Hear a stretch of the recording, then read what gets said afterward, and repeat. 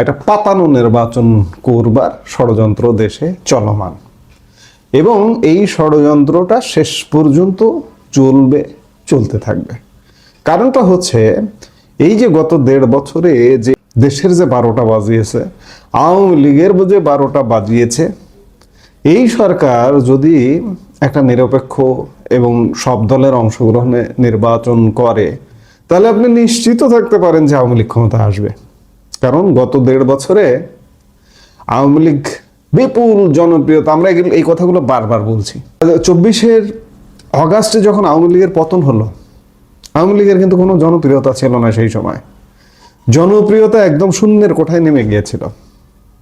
শূন্যের কোঠায় নামবার কারণে আওয়ামী লীগ যদি ওই সময় একটা নিরপেক্ষ নির্বাচন দিত, 30টা আসন পেত কিনা সন্দেহ ছিল। কিন্তু গত 1.5 বছরে মানুষ দেখছে যে না, আওয়ামী লীগ ভালো ছিল। এই 1.5 বছরের বিএনপি জামাত সমর্থিত ইউনূস সরকার, সেনা সমর্থিত ইউনূস সরকার, সবার সমর্থিত ইউনূস সরকার কি দিয়েছে? কিছু দেয়নি, এবং আসছে সরকারও কিছু দেবে না, এটি মানুষ ইতিমধ্যেই বুঝে গেছে। এবং আরেকটি বিষয় যে এই সরকার সব দলের অংশগ্রহণে নিরপেক্ষ নির্বাচন দেবে না, তাহলে তাদের পিঠের চামড়া থাকবে না। যে কারণে পালানোর জন্য হলেও একটি পাতানো নির্বাচন তাদের দিতে হবে এবং দিয়ে ইউনূস এবং উপদেষ্টা পরিষদের সদস্যদের পালিয়ে যেতে হবে। কাজেই ইউনূস যখন একটি নির্বাচন দেবে না অন্তর্ভুক্তিমূলক কিংবা নিরপেক্ষ নির্বাচন, তখন কিন্তু বারবার একটি নতুন অন্তর্বর্তী সরকারের প্রশ্ন আসছে। এবং এটা বলতে পারেন যে 2006 সালের 7 সালের সেই 111 সরকারের মতো একটি সরকারের প্রশ্ন অনেকদিন ধরেই প্রশ্নটা আছে।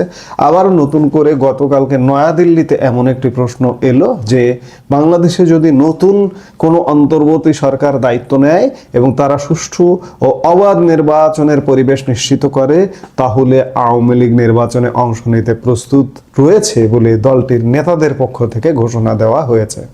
একই সঙ্গে দলের পক্ষ থেকে জানানো হয় মোহাম্মদ ইউনূসের নেতৃত্বাধীন বর্তমান অন্তর্বর্তী সরকারের অধীনে অনুষ্ঠিত কোনো নির্বাচনে আওয়ামী লীগ অংশ নেবে না।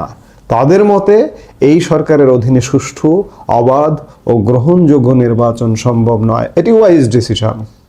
আমি আগেই বলেছি যে ইউনূস সরকার অন্ততপক্ষে, ইউনূস পরিষদ অন্ততপক্ষে এমন নির্বাচন উপহার দেবে না যে নির্বাচনে আওয়ামী লীগের বক্সে ভরিয়ে দিল জনগণ ভোট দিয়ে, সেই নির্বাচন করে নির্বাচিত হওয়ার সুযোগ আওয়ামী লীগকে অন্ততপক্ষে দেবে না। কারণ পিঠের চামড়া থাকবে না। এই পিঠের চামড়া থাকতে হলেও, এই পিঠের চামড়া বাঁচাতে হলেও আওয়ামী লীগকে বাদ দিয়ে একটি অগ্রহণযোগ্য নির্বাচন করতে হবে এবং সেই দিকেই যাচ্ছে ইউনূস সরকার। শনিবার 17 জানুয়ারি ভারতের রাজধানী নয়াদিল্লিতে আয়োজিত এক সংবাদ সম্মেলন থেকে এ কথা জানান বাংলাদেশ আওয়ামী লীগের জ্যেষ্ঠ নেতা ও সাবেক পররাষ্ট্রমন্ত্রী হাসান মাহমুদ। সংবাদ সম্মেলনে তার সঙ্গে ছিলেন সাবেক শিক্ষামন্ত্রী মহিবুল হাসান চৌধুরী ও অ্যাক্টিভিস্ট আইনজীবী নিঝুম মজুমদার। 2024 সালের জুলাই আগস্টে বাংলাদেশের রাজনৈতিক অস্থিরতা নিয়ে জাতিসংঘের মানবাধিকার কমিশনের কার্যালয়ে যে রিপোর্ট পেশ করেছিল, তার মধ্যকার বিভিন্ন অসঙ্গতি তুলে ধরতেই মূলত এই সাংবাদিক সম্মেলনের আয়োজন করা হয়। স্থানীয় সময় সন্ধ্যা 6টা থেকে শুরু হওয়া সংবাদ সম্মেলন চলে প্রায় দীর্ঘ 2 ঘন্টা। এ সময় তারা নিজেদের বক্তব্য তুলে ধরার পাশাপাশি দিল্লির সাংবাদিকদের নানা প্রশ্নেরও জবাব দেন। সংবাদ সম্মেলনে জানানো হয়, জাতিসংঘের মানবাধিকার কমিশনের রিপোর্টে তথ্যগত, আইনগত ও পদ্ধতিগত ভুলভ্রান্তি হয়েছে বলে মনে করছে আওয়ামী লীগ। পাল্টা যুক্তি দিয়ে এসব বিষয় তুলে ধরেন দলটির নেতারা। আইনগত বিষয়গুলো ব্যাখ্যা করেন ইন্টারন্যাশনাল ক্রাইম রিসার্চ ফাউন্ডেশনের লিগ্যাল টিমের প্রধান ব্যারিস্টার নিঝুম মজুমদার। প্রসঙ্গত, জাতিসংঘের ওই রিপোর্টে গত বছর জানানো হয়েছিল 2024 সালের 1 জুলাই থেকে 15 আগস্টের মধ্যে বাংলাদেশে অন্তত 1400 মানুষ নিহত ও হাজার হাজার মানুষ আহত হয়েছে বলে তাদের অনুসন্ধানে বের হয়ে এসেছে। তবে দিল্লি সংবাদ সম্মেলন থেকে ইন্টারন্যাশনাল ক্রাইম রিসার্চ ফাউন্ডেশনের দাবি, এই তথ্য সম্পূর্ণ ভিত্তিহীন। এই সংখ্যার ভেতর অনেক গরমিল আছে বলে যেমন তারা মনে করছেন, তেমনি বিক্ষোভকারীদের হাতে শত শত পুলিশ কর্মী নৃশংস হত্যা ও খুনের ঘটনা রিপোর্টে খাটো করে দেখানো হয়েছে বলেও তাদের দাবি। বস্তুত আন্দোলনের মুখে ক্ষমতাচ্যুত হওয়ার পর গত 1.5 বছরের মধ্যে এটাই ছিল ভারতের রাজধানীতে আওয়ামী লীগের কোনো নেতাদের প্রথম প্রকাশ্য সাংবাদিক বৈঠক। যাই হোক, আওয়ামী লীগ নেতাদের বলা যায় এটি প্রথম সংবাদ সম্মেলন, শুধু নয়াদিল্লিতে নয়, সারা পৃথিবীতেই মনে হয় এই প্রথম একটি সংবাদ সম্মেলনে এসে কথা বলেছেন। জুলাই আগস্টের হত্যাকাণ্ড নিয়ে কথা বলেছেন আগামী নির্বাচন নিয়ে, এবং এই যে আসছে নির্বাচন, এই নির্বাচনটি যে অবাধ হবে না, সুষ্ঠু হবে না, এটি বলেছেন। এর আগে নির্বাচিত প্রধানমন্ত্রী শেখ হাসিনা সবসময় সংবাদ মাধ্যমকে সাক্ষাৎকার দিচ্ছেন এবং সাক্ষাৎকারে তিনি বিভিন্ন কথা বলেছেন। এমনকি আওয়ামী লীগের পেজে তিনি মাঝে মাঝে উপস্থিত হয়ে কথা বলেন। কিন্তু আওয়ামী লীগ নেতাদের পক্ষ থেকে এই প্রথম একটি সংবাদ সম্মেলন দেখা গেল, তাও 1.5 বছর পরে। মেঘে মেঘে বেলা বয়ে গেছে, আর মনে হয় দেরি করার সময় নেই।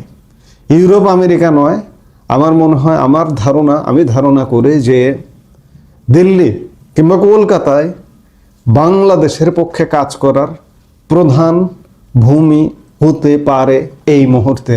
1971 সালে যেমন বাংলাদেশের স্বাধীনতার নেতৃত্ব হয়েছে ভারতের মাটি থেকে, আজকে আবার সেই সময়টিও এসেছে আমেরিকা কিংবা ইউরোপ থেকে নয়, দিল্লি কিংবা কলকাতা থেকেই বাংলাদেশের এই যে গণতন্ত্রহীনতা, এই যে একটা দখলদারিত্ব কায়েম হয়েছে, এই দখলদারিত্ব থেকে মুক্তির প্রধান কেন্দ্র হয়ে ওঠা উচিত। দেশে যদি কাজ করা নাই যায়, অ্যাক্টিভিজম যদি নাই করা যায়, যতক্ষণ পর্যন্ত দেশকে ম্যানেজ করে কার্যক্রম না করা যায়, ততক্ষণ পর্যন্ত দিল্লি থেকে হতে পারে, কলকাতা থেকে হতে পারে। আমরা একটা দেশ স্বাধীন করে ফেলেছি কলকাতা থেকে পরিচালনা করে। কাজে আজকে কেন আমরা জঙ্গি মুক্ত করতে পারবো না? অবশ্যই করতে পারবো। কাজেই এই যে এই কর্মসূচিটাকে সাধুবাদ জানাই, এবং সামনে আর কোনো গ্যাপ নয়, এখন থেকে কন্টিনিউ কর্মসূচি হোক, সেটি আমরা প্রত্যাশা করি।